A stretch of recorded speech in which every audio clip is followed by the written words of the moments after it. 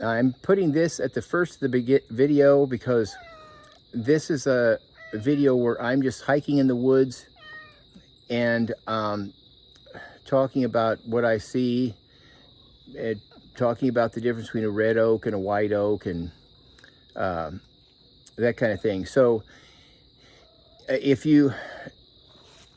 that content bores you, or if your attention span is short, click at the top right corner of your screen. There should be like a gear, and when you click that gear, you'll see playback speed, and you can speed it up to 1.5 or 1.75 or something, and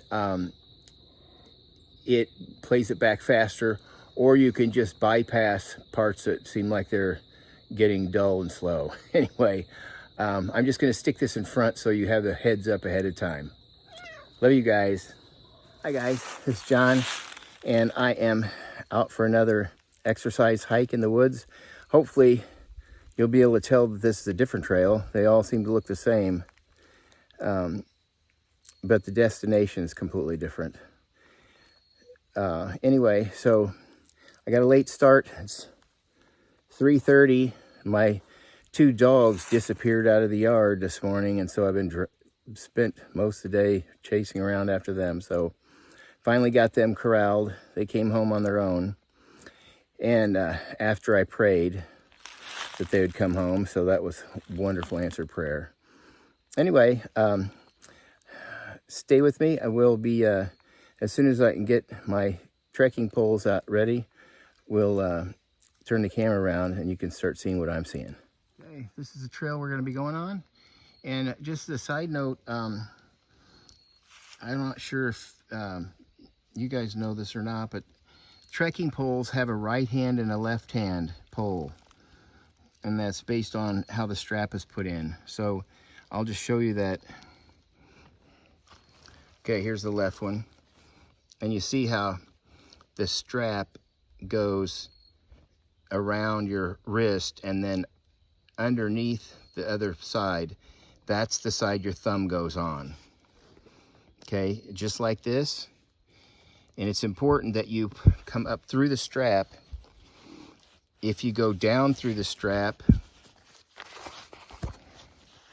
like this, if you fall, it'll end up just either breaking or dislocating your thumb. So it's really important to come up through the bottom, and then thumb is resting on the strap that goes underneath where the strap starts coming out of the top. So now I'll show you my right thumb is there. So they're different. And to make it easy for myself, I put some yellow tape on the top of my right one, so I could grab it easily. So there's some useless information for you.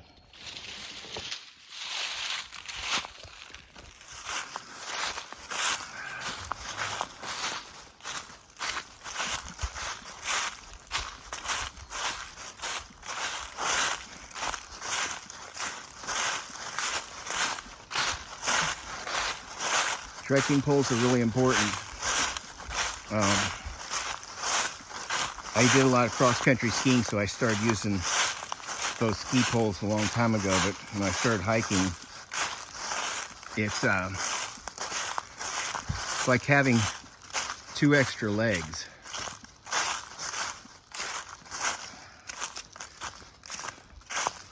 It will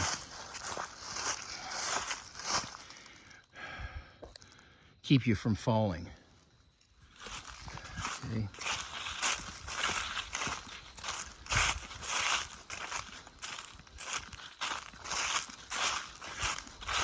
Here's a junction of 2 trails.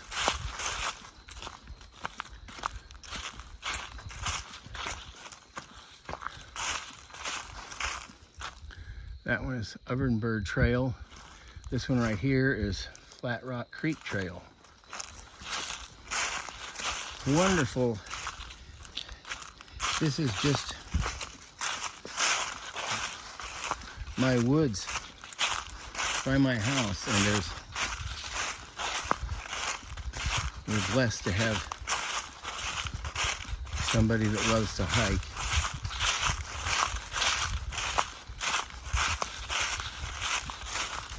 To label the trails.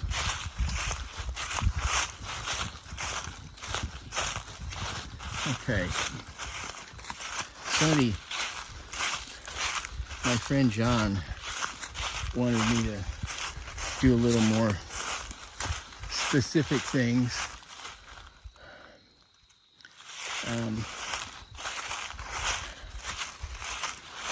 Tree-wise, just periodically.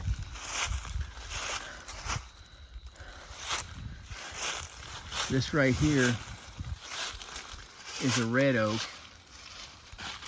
fairly large. There's my hand on it.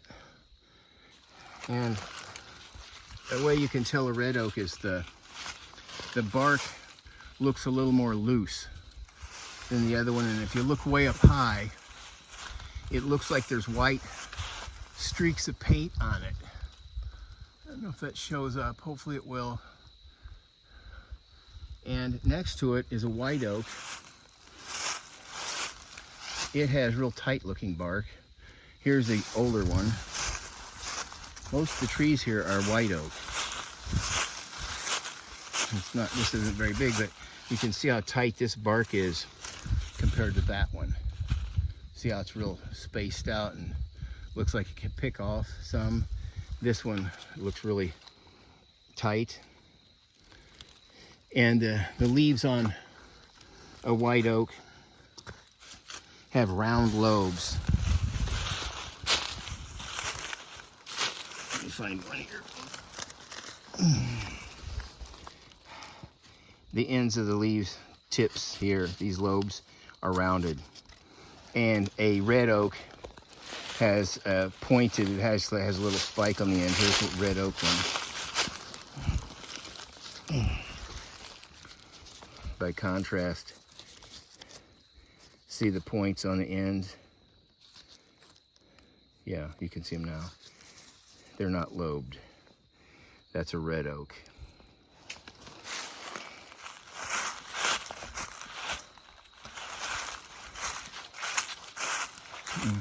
And these big pines, large. Look at the big shingles of bark.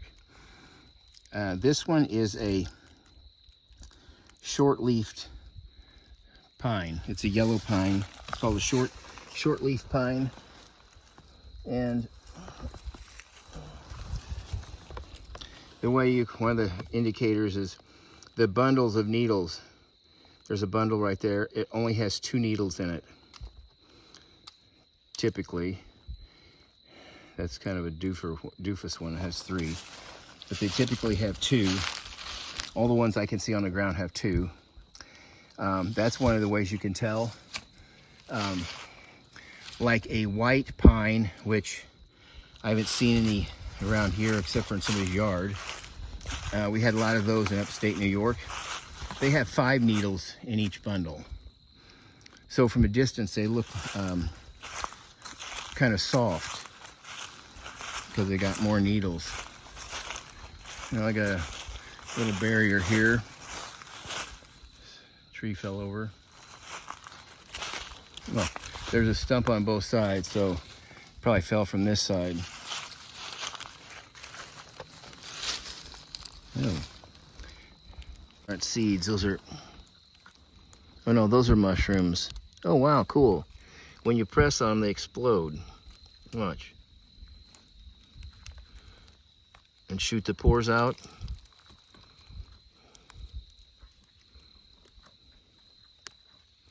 That one did it. I've never seen,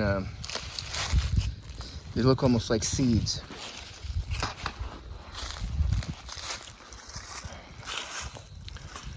Okay.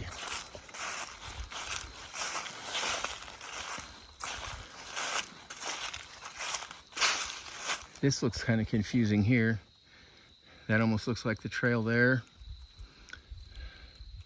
Where that doesn't look necessarily like the trail, but I think it winds around there. So knowing that the trail goes down the right-hand side of a spur as a help. A spur is a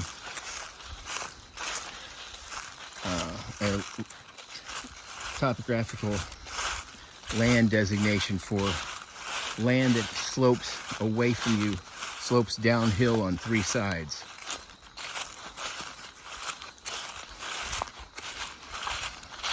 And a reentrant is just the opposite. It slopes up on 3 sides.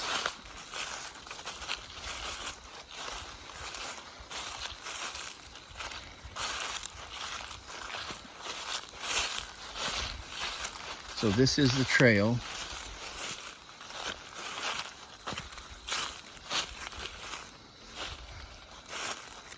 I wish I could show you the log cabin. There used to be a log cabin down here that was well over 100 years old. And of course, some doofus burned it down.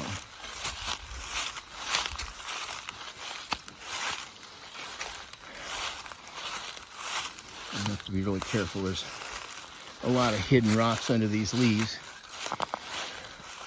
It just poured rain the other day before yesterday, so it's still kind of a little bit kind of muddy or slippery underneath the top dry leaves. Oh wow.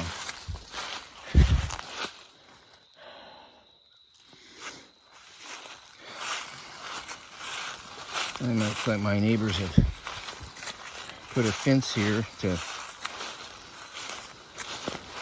help let the poachers know that they're on our land, which doesn't ever help.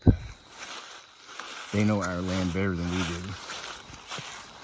Their families basically have been hunting this land, which was somebody else owned, their entire lives for several generations.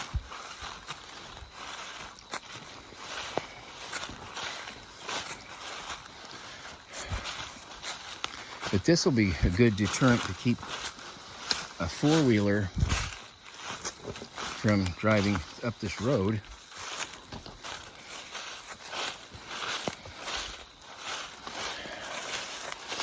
Let me see if I can cross over it without falling down. Another reason to have trekking poles. There, I'm going to be going down that way, so I'm going to cut this off, and I'll once I get around that bend, I'll turn you back on. Stay with me. Okay, there's the path, and you see how it slopes up this way? Okay, and then I'll show you it severely slopes down this way, like real severely. Hopefully you can tell from with the camera, but it's like real steep. And this is the right-hand side of a spur. The pointed end of it will be at the bottom of this trail, because it ends right at the creek that we're going to.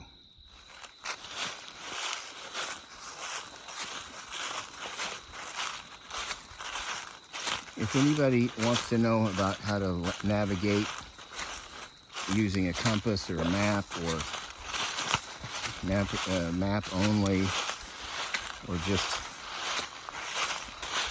general information like that, just let me know.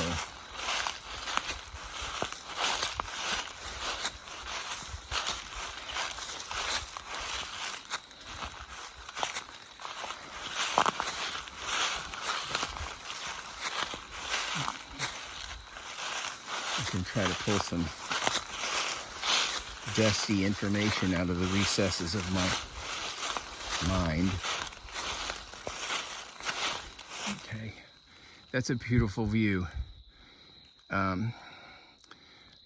Not very far where the land, the dark part is in the foreground, it drops off as the spur's getting more pointed towards the end. And then there's a creek, and then there's a sunlit ridge along here. It's gorgeous out here.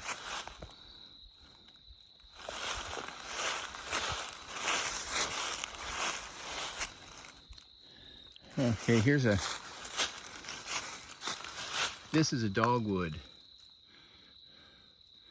It kind of looks like burned rice or cornflakes, the bark. Down here, see the cornflake looking bark? We got a lot of wild dogwoods here. The forest is lit up with the beautiful white flowers in the spring.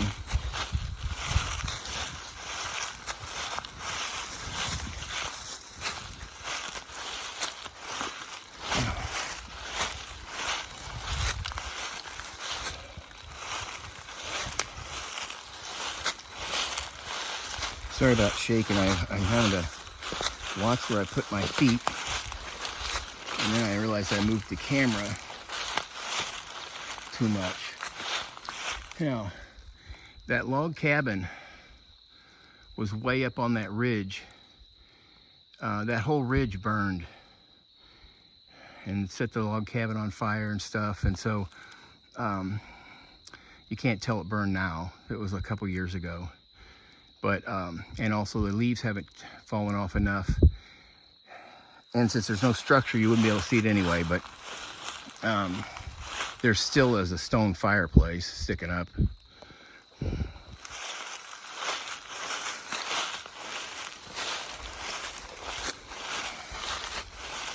It's getting close.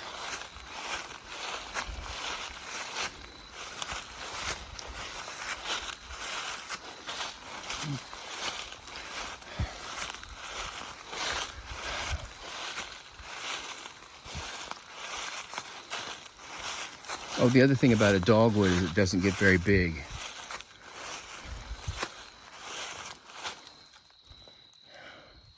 Okay, this is a great comparison.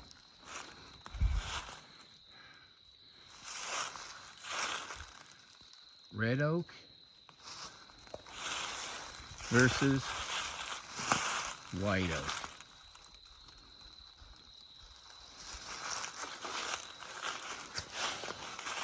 Now there's a whole bunch of different subspecies in both families.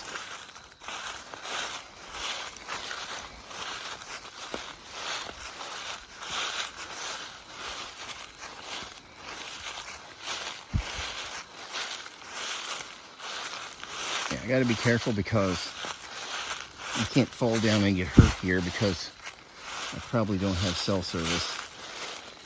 And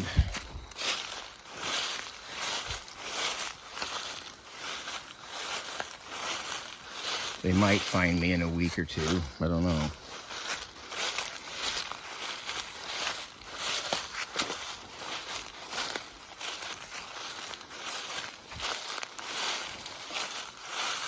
I always try to bring a few survival items with me. However, now that I'm just exercising, I kind of just dump some stuff in here just for weight. Now, here's something kind of interesting. That's a rub. See, the bark's rubbed off that little tiny tree. That was done by a little small buck. And then here's another one. This could have been the same buck or maybe a different one that came through. But what they do is that's how they rub the antlers, their antlers, to get the velvet off of them. And the velvet is an actual, is basically skin tissue with blood vessels in it, because they're not horns, they're antlers, so the center of them doesn't have any blood vessels in them, they're solid.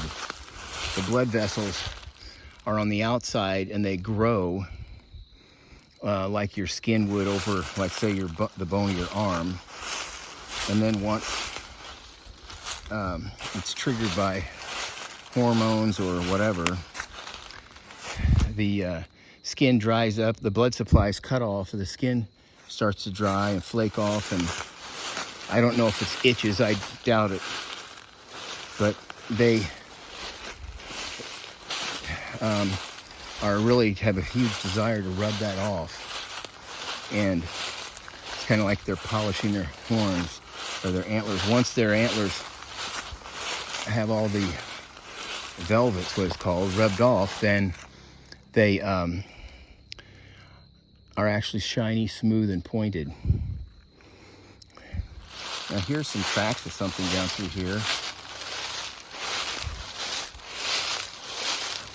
Could have just been an armadillo rooting around in the leaves, looking for worms and stuff.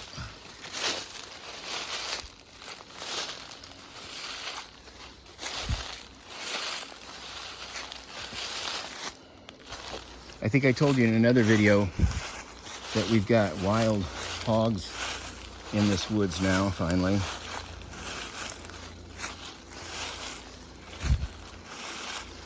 I'll give you a view. There, now you can kind of tell that's a spur. There's the ridge of the spur, and now it's sloping off that way. And then on the other side of that ridge, it slopes off the other way. And straight down the middle of the ridge, it's sloping off. So that's the three sides.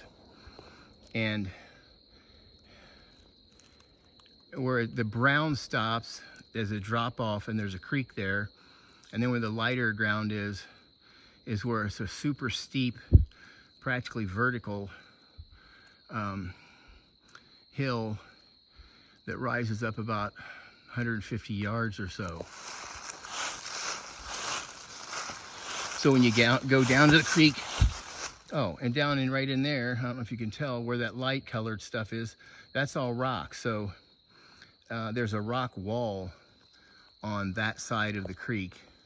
And on the side I'm on, it's basically like dirt.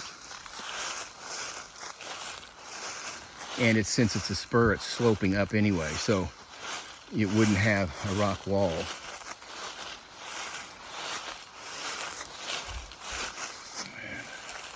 Maybe you can see this rock outcropping through the leaves. I'll try to zoom in on it.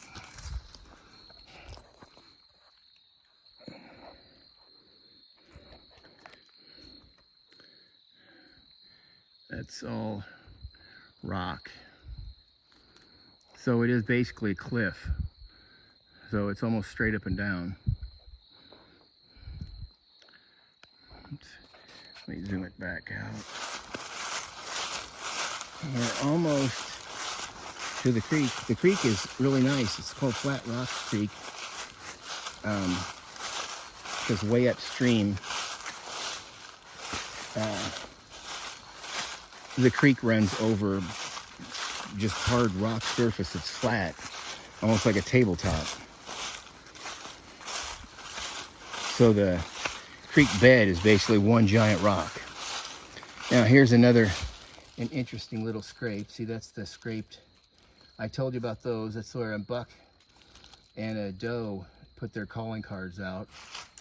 Right straight up there is where the buck twirled around his antlers and rubbed the scent glands up by his eyes on that twig, so the doe can smell it, and then she'll urinate in this spot, letting the urine run down the back of her leg where there's a scent gland. So that's how they talk.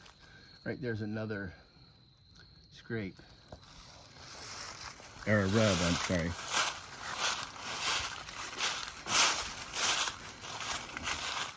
All right, I'm almost there.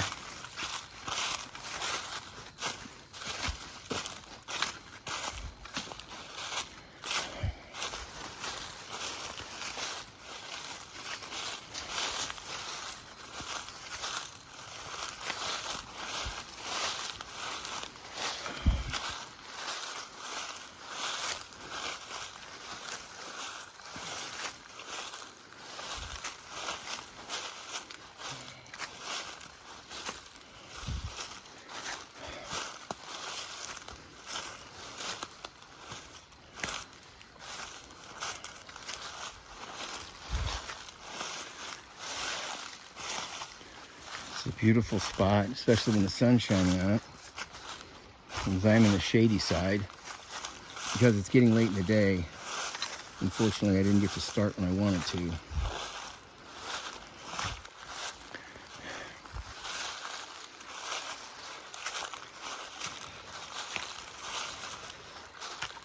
I'm gonna watch my footing here so I don't fall in. Okay. Here, as you can see, that's that ridge over there, and it's hard to tell, but you cross the creek and you kind of follow those white rocks. There's a road that goes up that way and then turns and it switches back and goes up that way. So a person could theoretically get from where we live over to that where the cabin is. We actually have an easement through there. All right, let me put my trekking poles down and I'll try to get farther out in the stream so I can show up and down the stream. Oh, we're not going to be able to see much. At least I can't. Let me shade it. The stream goes up there. It's pretty shallow right here. There's a tongue of water that goes pretty fast along that side. And there's one right here. And now you can see it's sunlit. Isn't that beautiful?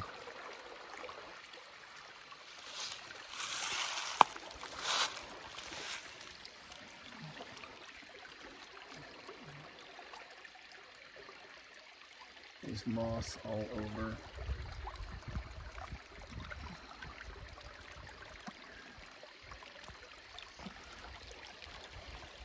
This creek is clean enough to drink out of.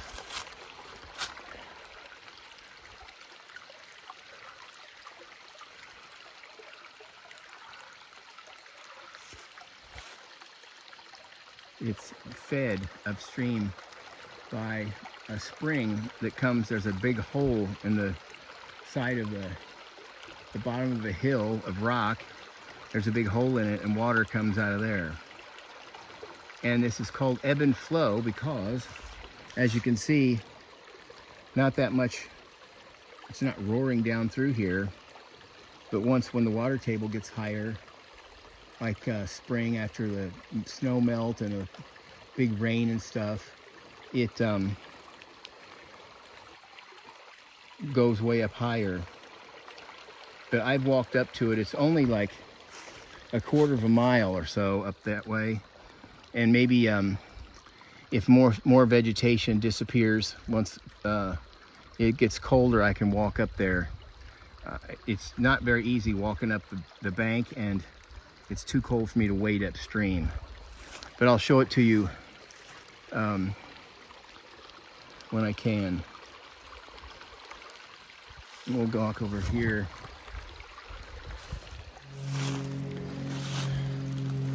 Can you hear one of the rare times a plane flies over? Oh wow. That's a 2-engine plane, so I never see them.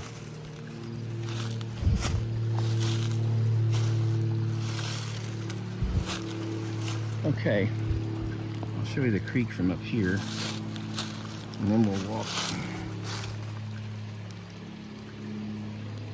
So this is a great water source. And then there's this little tiny waterfall.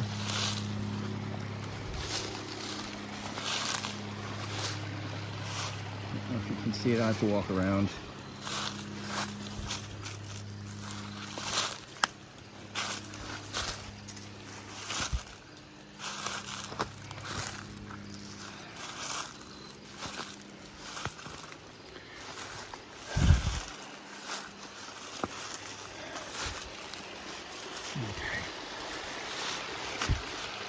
Big boulders here, and then there's the waterfall down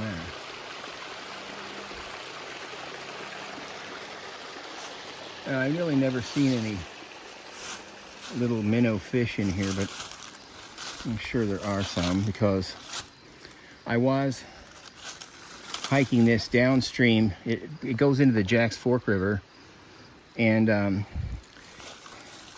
I got way down close to the Jacks Fork River, a pair of river otters met me coming upstream, and they wouldn't be in there if there wasn't fish or, you know, crawdads or something. Now here's the rock, pretty cool rock formation. I don't know if you noticed, but there's holes everywhere that you could hide stuff. This area supposedly was some bank robbers that would rob banks in St. Louis and Jefferson City and stuff would hide their loot somewhere, not right here, but like in this area, because all those rocks have holes and stuff in them. But this rock wall goes all the way down as far as I can see. Anyway, well, I gotta start back. I'm sorry that I started so late. I had planned some cool things to do once I got here. And it gets dark really fast here. I've got a headlamp and a flashlight with me, because I don't leave the house without at least a flashlight in my pocket. Headlamp if I got my backpack. In fact, I have a backup one.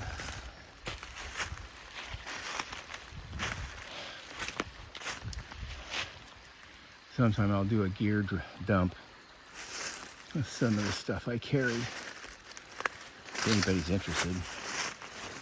You know, I always like to see that, because a lot of times there's something that you never thought of that's pretty vital. I can tell you one thing, and I'll show it to you when I get over here, that most people don't carry. Like, I carry a compass and topographical map of the area, but one of the most important things to keep me from getting lost is, let me get over here, okay, I'm back at the trail. But anyway, in my backpack, my chest rig, one of the things I carry is a roll of surveyor tape. Now, this one's too big, but I couldn't find a smaller one at the time. And what that does, it is a way of leaving breadcrumbs, so you don't have to use your map or compass if you need to go someplace and you got to backtrack back where you started. There was a lady that was in her 50s that was hiking the Appalachian Trail, and she got all the way up to, I think it was Maine where it happened. She had trouble always getting turned around and going the wrong way on the trail and stuff.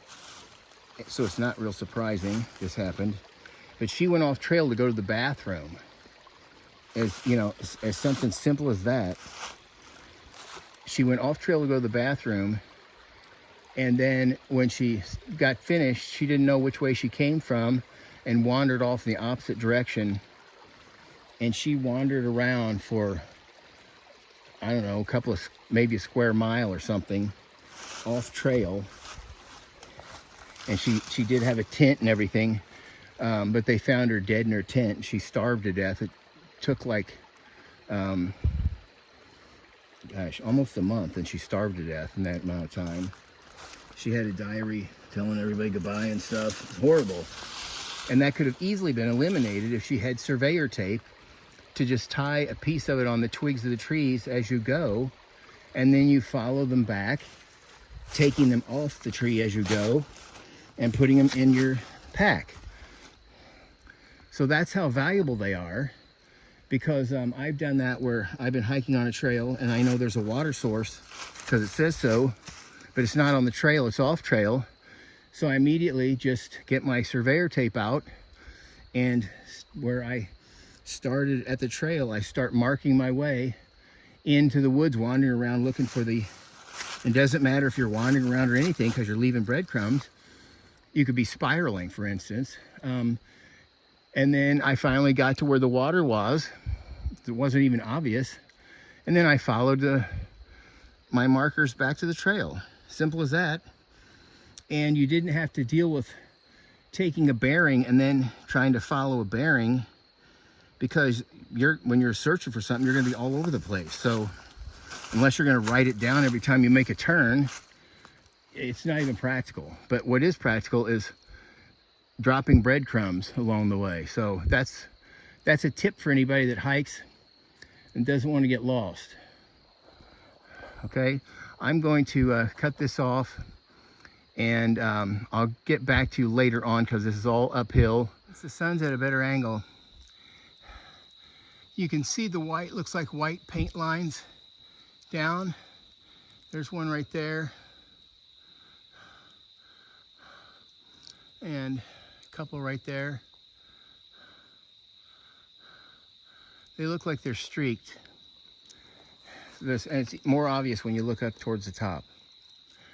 Okay, I don't know if you can tell how steep this is, but it's, I've had to rest once.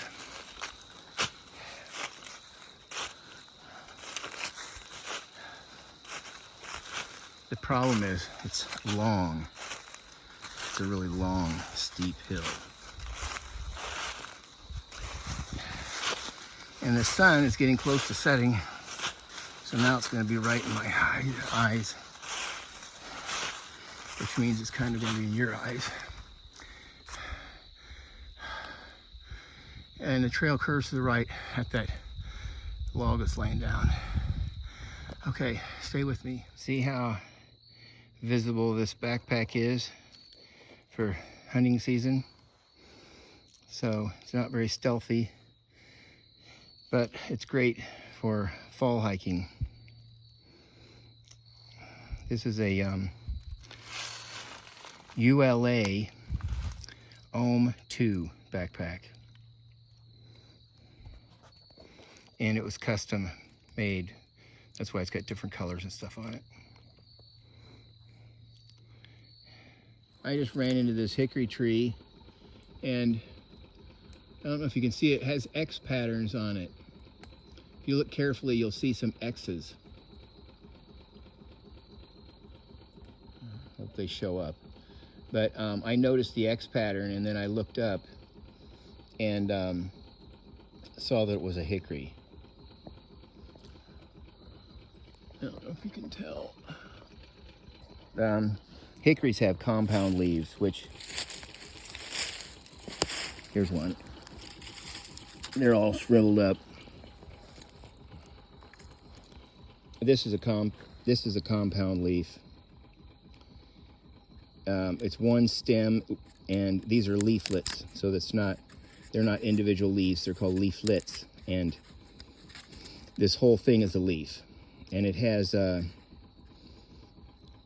always has an odd number. I think it's usually 7. This one would have had 2, 4, 6. This one would have had 9. So 9, 7.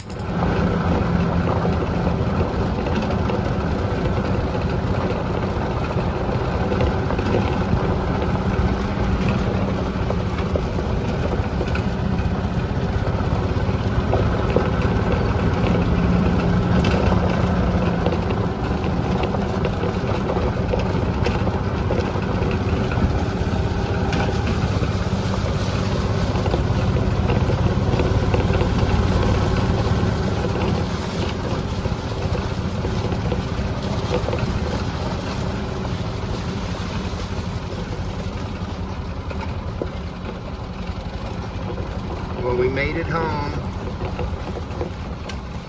and the 2 guardians are right there to greet me. Little Chloe girl and Mr. Wiley boy.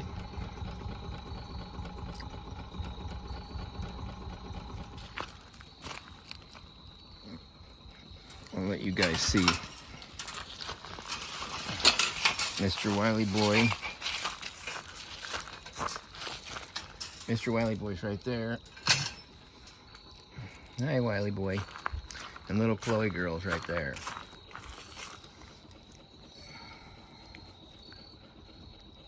And Wiley Boy's leg fell asleep. He's laying there so long. Hi, little girl.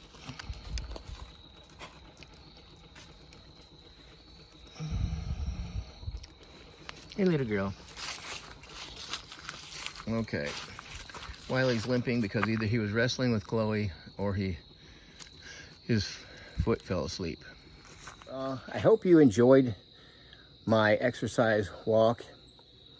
I'm sorry I got such a late start. I didn't get to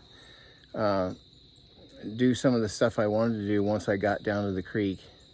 I basically just had to go down there and then come right back because the days get a lot shorter, and in the woods it gets really dark, and stumbling around, there's leaves were covering the rocks already, so I thought I better get back out of there. But I just want to say I enjoyed this. I hope I enjoyed our time we had together, and until we meet again, God bless.